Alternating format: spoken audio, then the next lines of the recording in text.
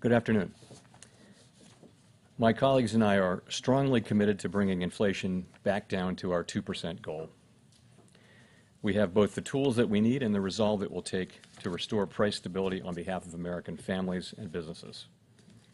Price stability is the responsibility of the Federal Reserve and serves as the bedrock of our economy. Without price stability, the economy does not work for anyone. In particular, without price stability, we will not achieve a sustained period of strong labor market conditions that benefit all.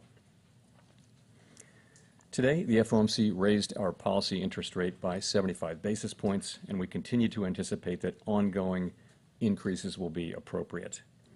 We are moving our policy stance purposefully to a level that will be sufficiently restrictive to return inflation to 2%. In addition, we're continuing the process of significantly reducing the size of our balance sheet. Restoring price stability will likely require maintaining a restrictive stance of policy for some time. I will have more to say about today's monetary policy actions after briefly reviewing economic developments.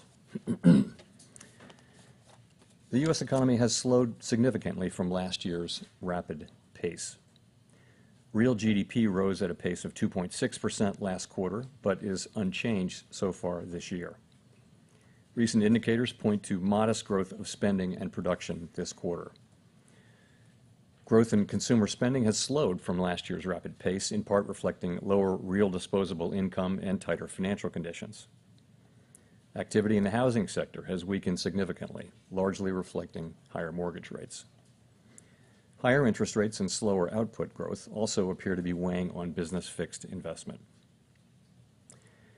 Despite the slowdown in growth, the labor market remains extremely tight, with the unemployment rate at a 50-year low, job vacancies still very high, and wage growth elevated.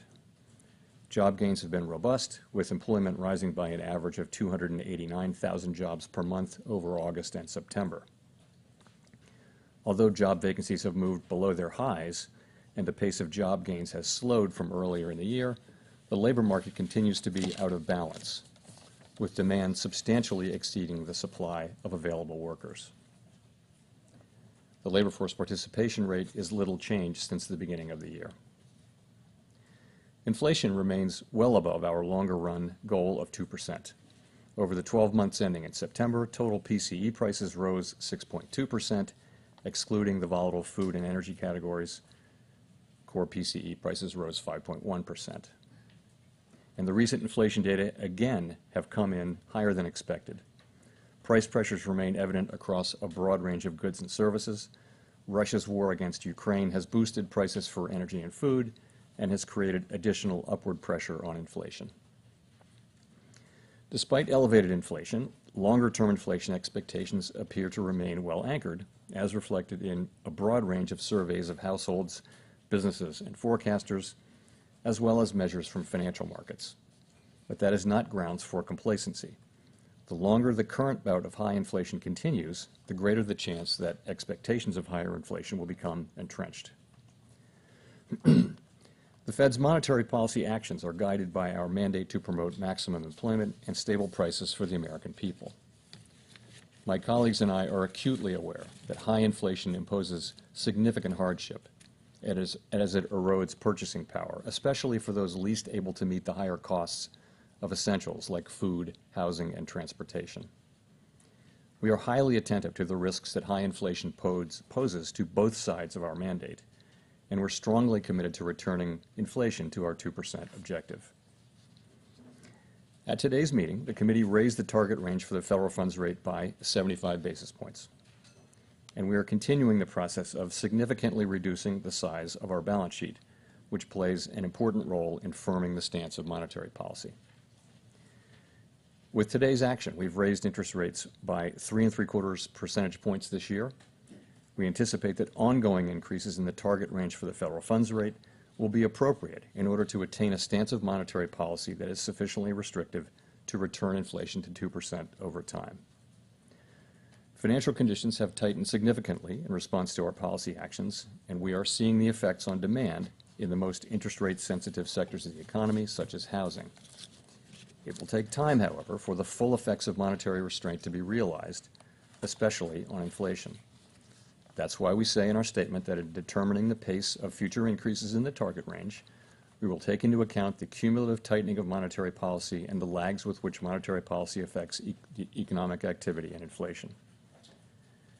At some point, as I've said in the last two press conferences, it will become appropriate to slow the pace of increases as we approach the level of interest rates that will be sufficiently restrictive to bring inflation down to our 2% goal. There is significant uncertainty around that level of interest rates. Even so, we still have some ways to go, and incoming data since our last meeting suggests that the ultimate level of interest rates will be higher than previously expected.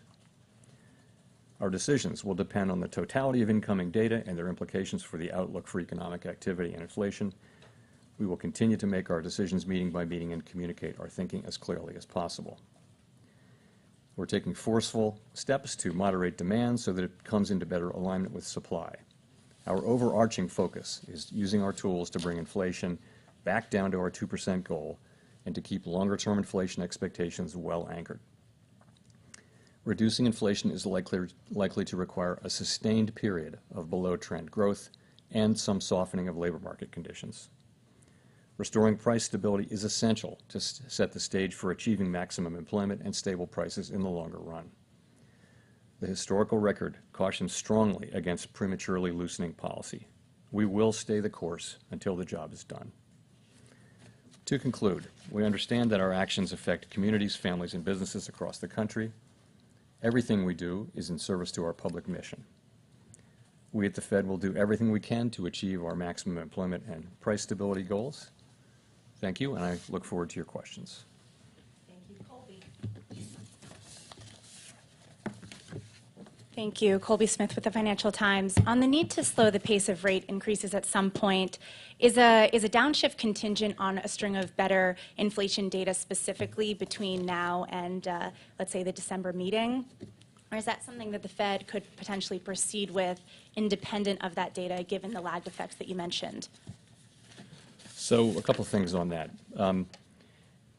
We do need to see inflation coming down decisively, and good evidence of that would be a series of down monthly readings. Of course, that's what we'd all love to see, but I've never thought of that as the appropriate test for slowing the pace of increases or for identifying the appropriately restrictive level that we're aiming for. We need to bring our policy stance down to a level that's sufficiently restrictive to bring inflation down to our 2% objective over the medium term. How will we know that we've reached that level? Well, we'll take into account the full range of analysis and data that bear on that question, guided by our assessment of how much financial conditions have tightened, the effects that tightening is actually having on the real economy and on inflation, taking into consideration lags, as I mentioned. We will be looking at real rates, for example, all across the yield curve and all other financial conditions and as we make that assessment. Hi, Howard Schneider with Reuters. Look, I'm sure there's going to be tons of confusion out there about whether this means you're going to slow in December or not. Would you say that the bias right now is not for another 75 basis point increase? So what I want to do is put that question of pace in the context of our broader tightening program, if I may, and hit to talk about the statement language along the way. So I think you can think about our tightening program as really addressing three questions. The first of which was, and has been, how fast to go. The second is how high to raise our policy rate. And the third will be eventually how long to remain at a restrictive level. So on the first question, how fast to tighten policy, it's been very important that we move expeditiously, and we have clearly done so. We've moved 3.75% since March, admittedly from a base of 0. It's a historically fast pace, and that's certainly appropriate given the persistence and strength in inflation and the low level from which we started. So now we come to the second question, which is how high to raise our policy rate, and we're saying that we'd raise that rate to a level that's sufficiently restrictive to bring inflation to our 2% target over time, and we put that into our post-meeting statement because that really does become the important question we think now is how far to go, and I'll talk more about that. We think there's some ground to cover but before we meet that test, and that's why we say that ongoing rate increases will be appropriate. And as I mentioned, incoming data between the meetings, both the strong labor market report, but particularly the CPI report, do suggest to me that we may ultimately move to higher levels than we thought at the time of the September meeting. That level is very uncertain, though, and I would say, we're going to find it over time. Of course, with the lags between policy and economic activity, there's a lot of uncertainty. So we note that in determining the pace of future increases, we'll take into account the cumulative tightening of monetary policy as well as the lags with which monetary policy affects economic activity and inflation. So I would say as we come closer to that level, move more into restrictive territory, the question of speed becomes less important than the second and third questions. And that's why I've said at the last two press conferences that at some point it will become appropriate to slow the pace of increases. So that time is coming, and it may come as soon as the next meeting or the one after that. No decision has been made. It is likely we'll have a discussion about this at the next meeting, a discussion. To be clear, let me say again, the question of when to moderate the pace of increases is now much less important than the question of how high to raise rates and how long to keep monetary policy restrictive, which really will be our principal focus. If I could follow up on that, to what degree was there an importance or weight given to a need to signal this possibility now, given all the concerns really around the globe about Fed policy sort of driving ahead and everybody else, dealing with their own stress as a result? Well, I think I'm pleased that we have moved as fast as we have. I don't think we've over-tightened. I think there's very difficult to make a case that our current level is too tight, given that inflation still runs well above the federal funds rate. So I think that at this meeting, the last two meetings, as I've mentioned, I've said that there would come a point, and this was a meeting at which we had a discussion about what that might mean, and we did discuss this, and as I mentioned, we'll discuss it again in December. But there's I don't have any sense that we've over-tightened or moved too fast. I think it's been good and a successful program. That we've gotten this far this fast. Remember, though, that we still think there's a need for ongoing rate increases, and we have some ground left to cover here, and cover it we will.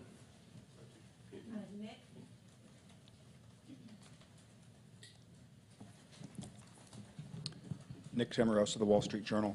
Chair Powell, core PCE inflation on a 3 or 6 month annualized basis and on a 12-month basis has been running in the high 4s, close to 5%. Is there any reason to think you won't have to raise rates at least above that level to be confident that you are imparting enough restraint to bring inflation down? So this is the question of does the policy rate need to get above the inflation rate? And I would say there are a range of views on that. That's the classic Taylor principle view.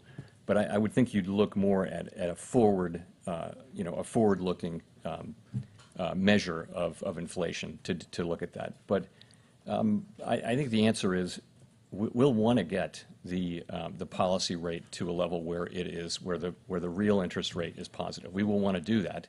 I do not think of it as the single and only touchstone, though.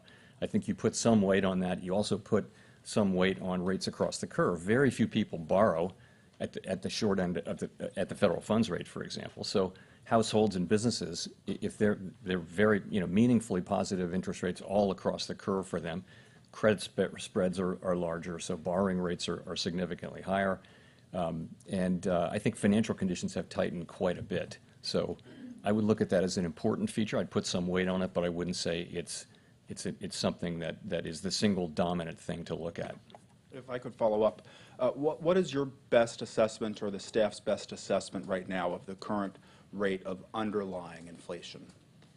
I don't have a specific number for you there. So there are many, many models that look at that. And I mean, one way to look at it is that it's a pretty stationary object, and that when inflation runs above that level, for sure, substantially above for some time, you'll see it move up, but the movement will be fairly gradual. So I think that's what the principal models would tend to say. But I wouldn't want to land on any one assessment. There are many different, as you know, many different people who publish an assessment of underlying inflation. Thank you. I Hi, Chair Powell. Thank you for taking our questions. Gina Smiley with New York Times. I wonder, do you see any evidence at this stage that inflation is or is at risk of becoming entrenched? Is inflation becoming entrenched? So I guess I would start by pointing to expectations. So if we saw longer-term expectations moving up, that would be very troubling. And they were moving up a little bit at the middle part of this year, and they've moved now back down. That's one piece of data. Shorter-term inflation expectations moved up between the last meeting and this meeting, and we don't think those are as indicative, but they may be important in the wage-setting process. There's a school of thought that believes that. So that's very concerning.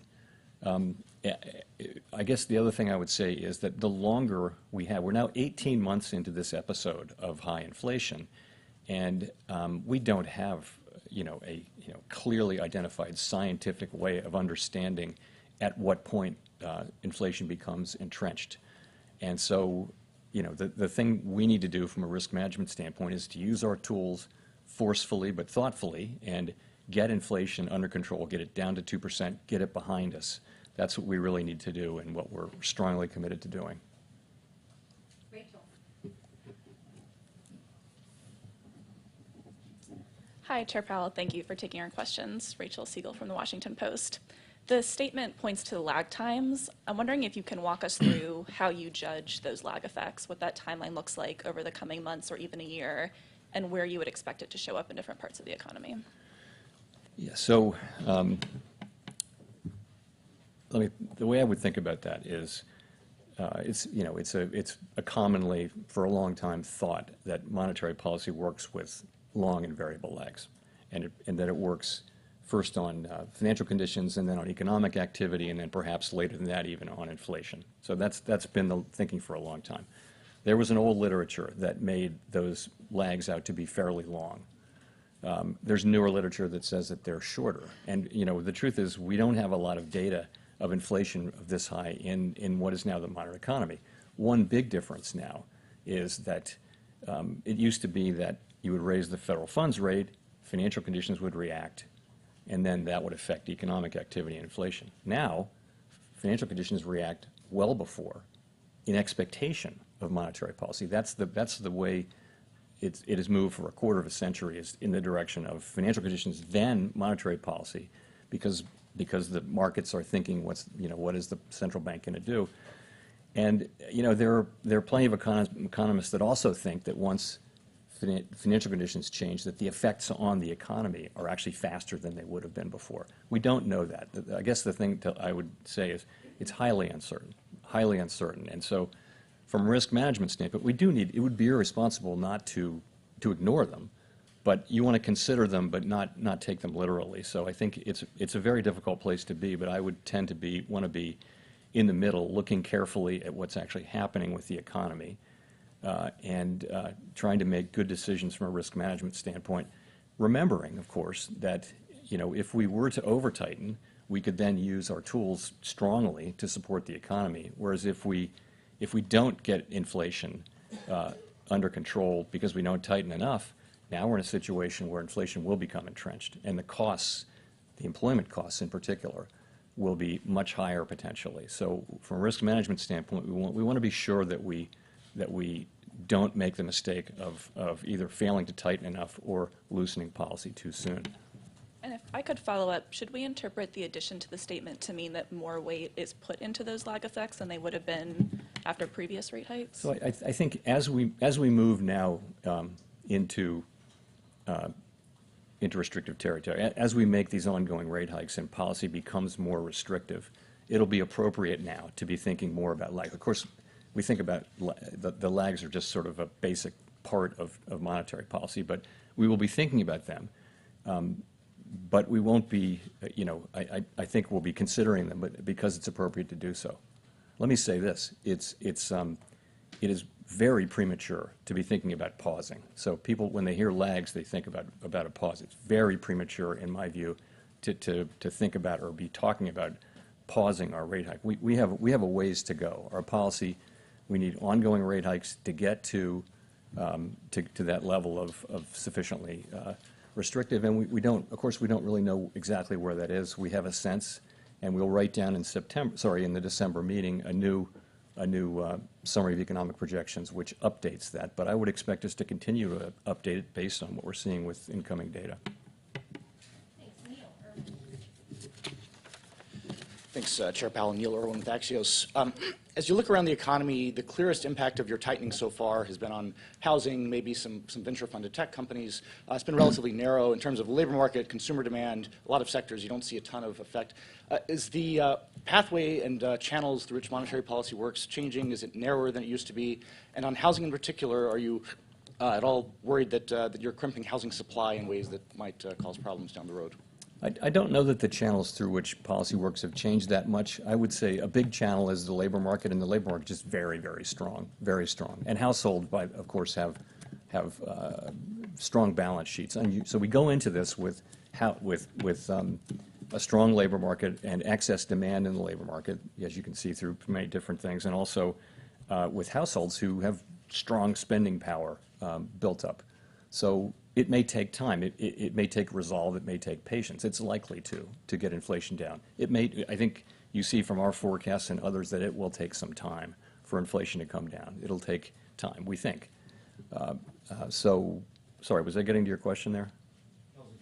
Oh, housing, the housing part of it. Yeah, so, we look at housing. Of course, housing is significantly affected by these higher rates, which are really back where they were before the global financial crisis. They're not historically high, but they're much higher than they've been. And you're seeing housing activity decline. You're seeing housing prices growing at a faster rate, and in some parts of the country declining. I would say the housing market was very overheated for the couple of years after the pandemic as demand increased and rates were low. We all know the stories of how overheated the housing market was, prices going up, many, many bidders, no conditions, that kind of thing. So the housing market needs to get back into a balance between supply and demand. We're well aware of what's going on there. From a financial stability standpoint, we didn't see in this cycle the kinds of poor credit underwriting that we saw before the global financial crisis. Housing credit was very much more carefully managed by the lenders. So it's a very different situation and doesn't appear to present financial stability issues. But no, we do understand that that's really where a very big effect of our policies is.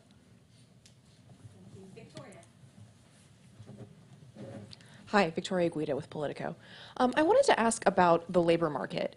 You mentioned early on again that job openings are very high compared to available workers, and I'm just curious to what extent you do and don't draw a signal from that. So, for example, if wage growth is slowing and if maybe the unemployment rate starts to tick up, will that make you sort of decrease your focus on job openings? What do you see? Are wages what's really important? How are you thinking about the labor market as it relates to inflation? So we talk a lot about vacancies and the vacancy to unemployed rate, but it's just one. It's just another data series. It's been unusually important in this cycle because it's been so out of line, but so has quits, so have wages. So we look at a very wide range of data on the labor market. So I'd start with unemployment, which is typically the single statistic you would look to, is at a 50-year low, 3.5%. We're getting really nothing in labor supply now. We had, I think, a very small increase this year, which we had really thought we would get that back. Most analysts thought we would get some labor supply coming in. You mentioned wages, so I guess I would characterize that as sort of a mixed picture. It's true with average hourly earnings you see. So I would call it a flattening out at a level that's well above the level that would be consistent over time with 2% inflation, assuming a reasonable productivity. There with the ECI reading this week, again a mixed picture. The headline number was a disappointment. Let's just say it was high. It didn't show a decline. There's some rays of light inside that. If you look at private sector workers, that did come down. The compensation did come down. But overall, though, the broader picture is of an overheated labor market where demand substantially exceeds supply. Job creation still exceeds, the sort of the level that would hold the market where it is. So, That's the picture. Do we see, we keep looking for signs that sort of the beginning of a gradual softening is happening, and, maybe that's there, but it's not obvious to me because wages aren't coming down. They're just moving sideways at an elevated level, both ECI and average hourly earnings. We want to see, we would love to see vacancies coming down, quits coming down. They are coming down. Vacancies are below their all-time high, but not by as much as we thought because, and that, the data series is volatile. We never take any one reading. We always look at, 2 or 3. So it's a mixed picture. I don't see the case for real softening just yet, but we look at, I guess as I just showed you, we look at a very broad range of data on the labor market. So do you see wages as being a significant driver of inflation? I think wages have an effect on inflation, and inflation has an effect on wages. I think that's always been the case. There's always a going back and forth. The question is that really elevated right now? I don't think so. I don't think wages are the principal story of why prices are going up. I don't think that. I also don't think that we see a wage price spiral. But again, it's not something you can, once you see it, you're in trouble. So we don't want to see it. We want wages to go up. We just want them to go up at a level that's sustainable and consistent with 2% inflation. And we do think that given the data that we have, that this labor market can soften without having to soften as much as history would indicate through the unemployment channel. It can soften through job openings declining. We think there's room for that, but we won't know that. That'll be discovered empirically.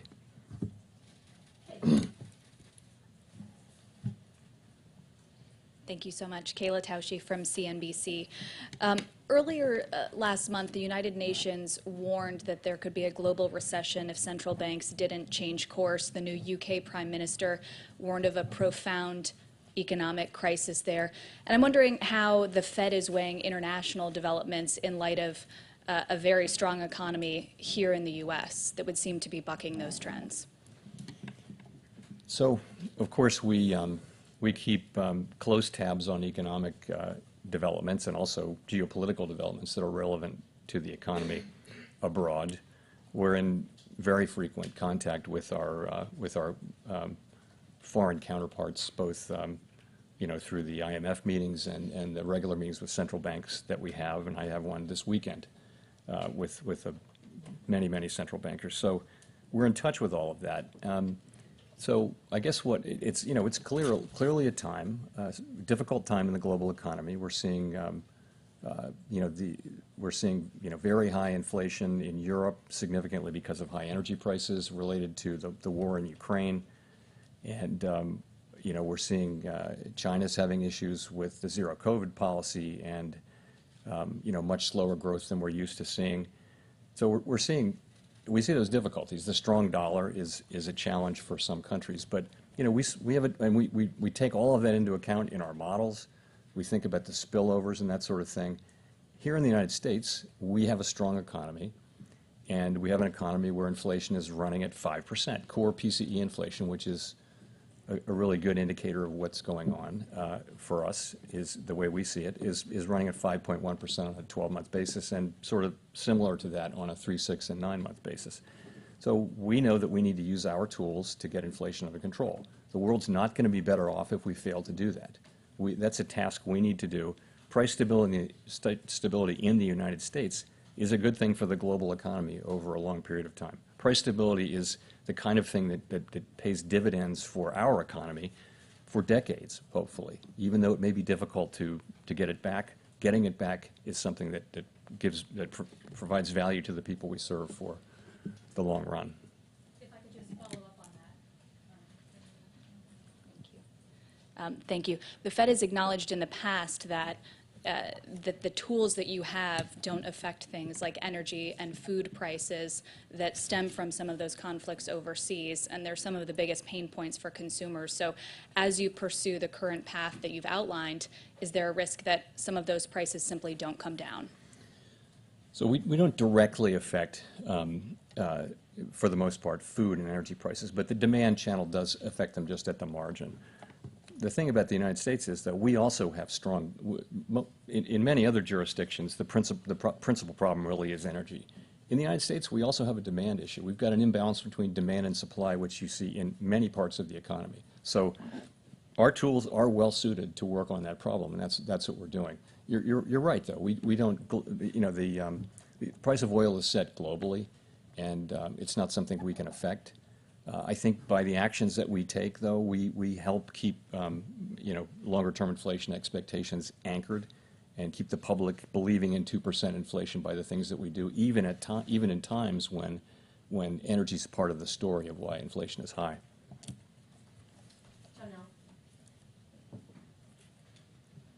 Hi, Chair Powell. Janelle Marte with Bloomberg. So the Fed is facing two more ethics-related incidents with the revision of the financial statements from President Bostic and President Bullard speaking at a closed event. So some senators, like Elizabeth Warren, are saying that this is a sign of greater ethics problems at the Fed.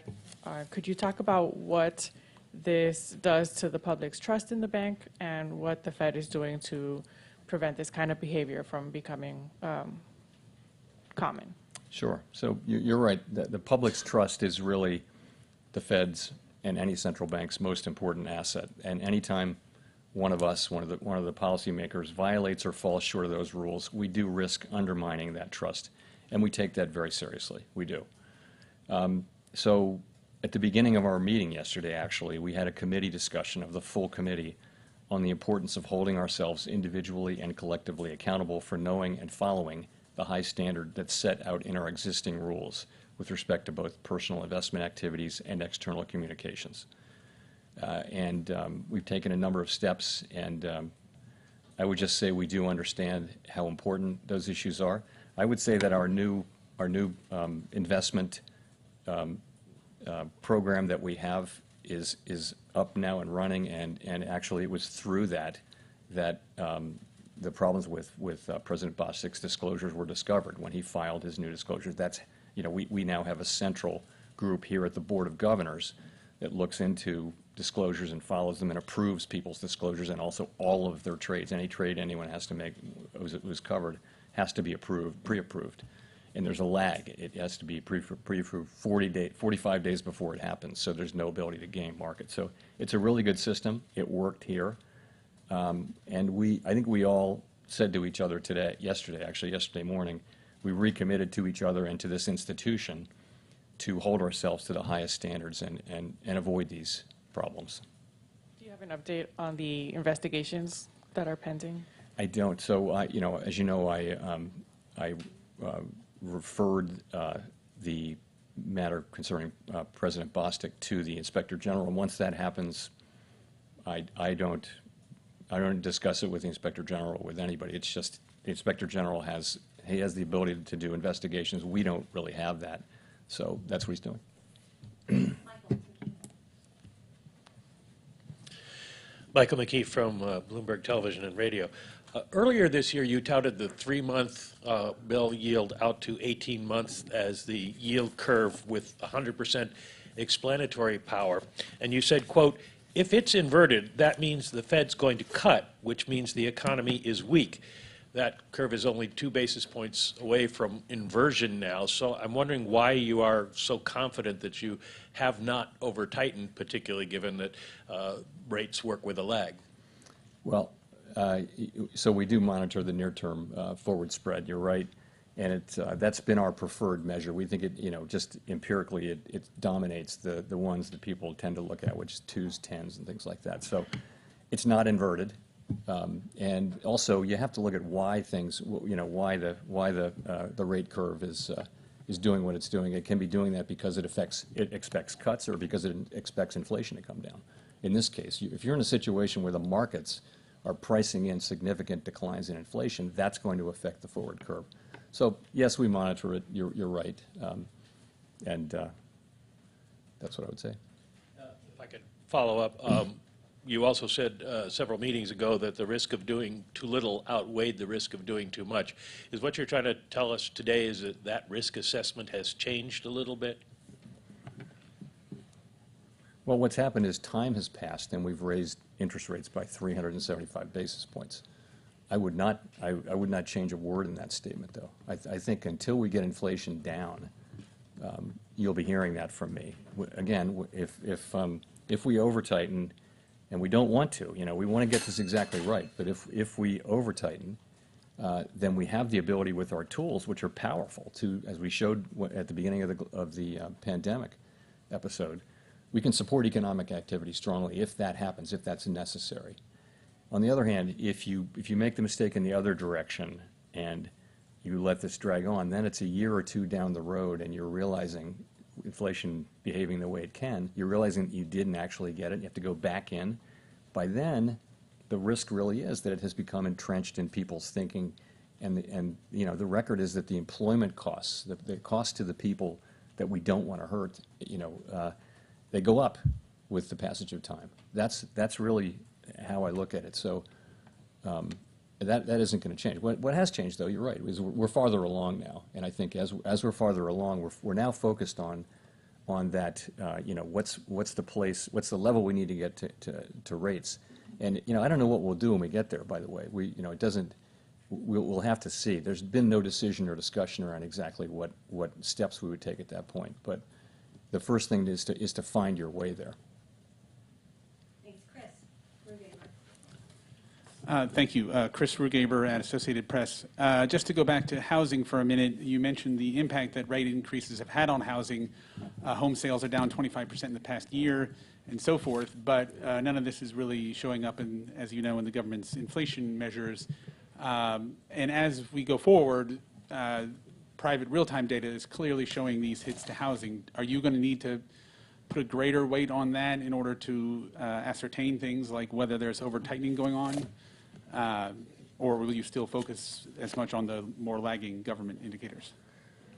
So this is an interesting subject. So I start by saying, I guess, that the measure that's in the CPI and the PCE, it captures rents for all tenants, not just new leases.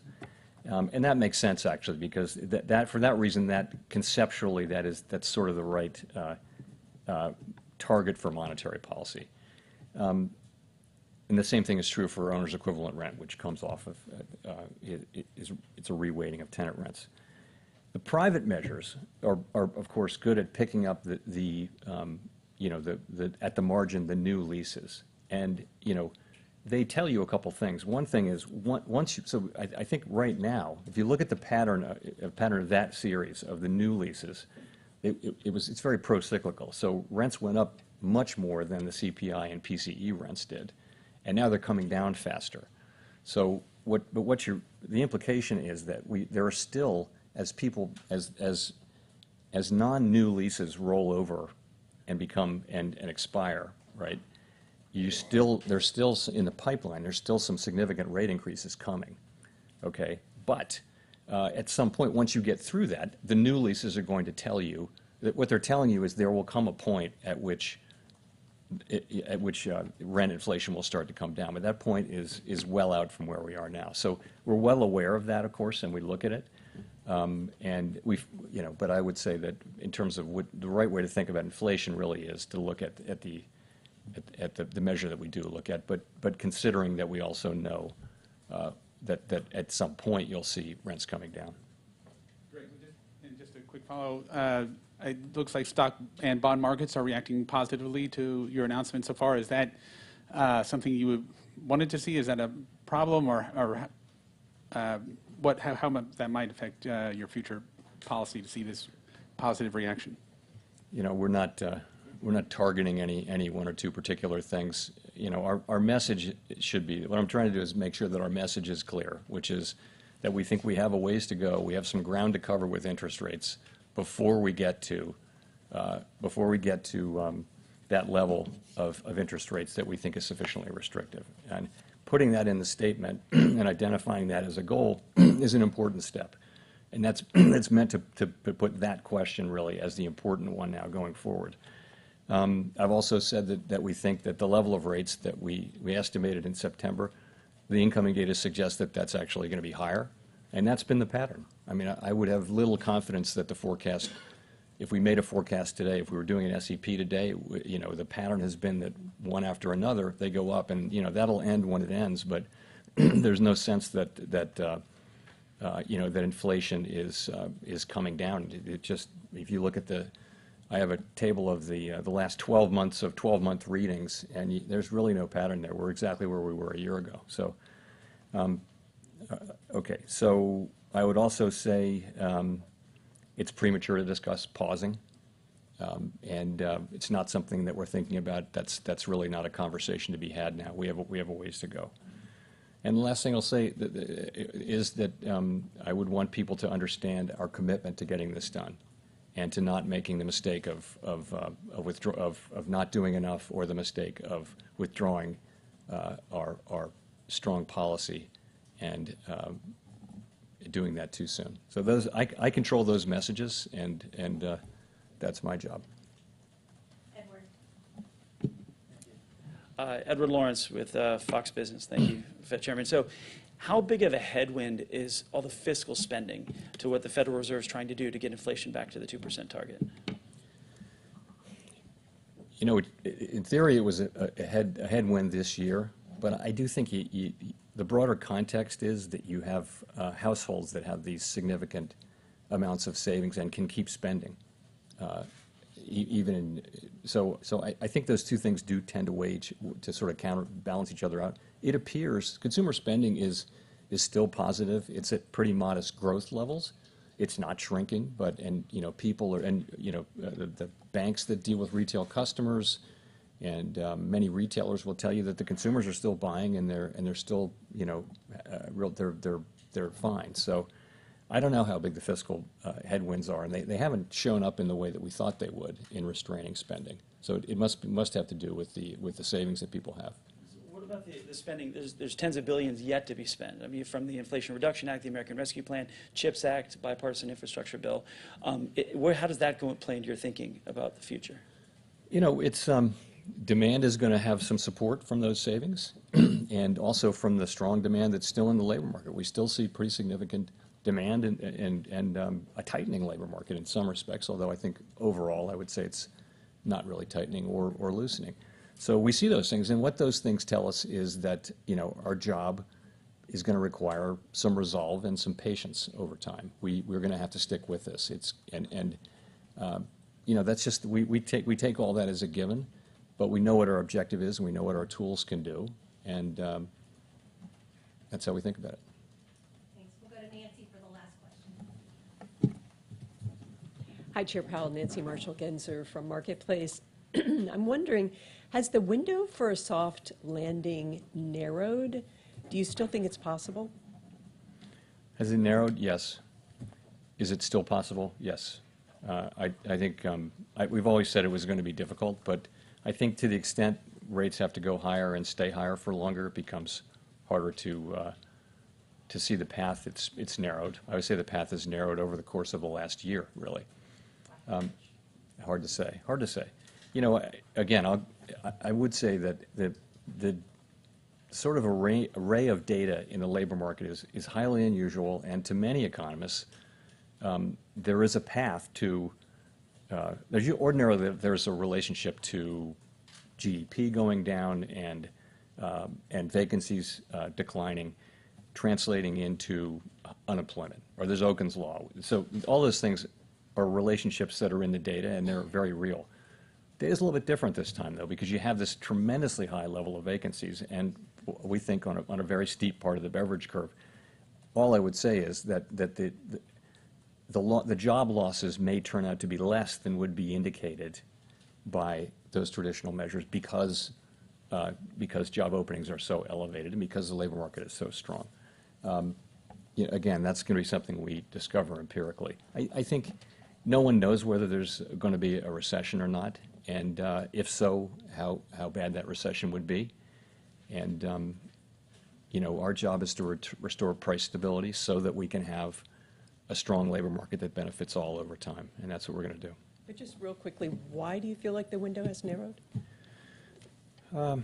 Because we haven't seen inflation coming down. The implication of inflation not coming down, and what we would expect by now to have seen is that as the supply side problems had resolved themselves, we would have expected goods inflation to come down by now, long since by now. And it really hasn't, although it has come down, but it's not to the extent we had hoped. At the same time, now you see services inflation, core services inflation moving up. And I just think that the inflation picture has become more and more challenging over the course of this year, without question. That means that we have to have policy be more restrictive, and that narrows the path to a soft landing, I would say. Thanks very much.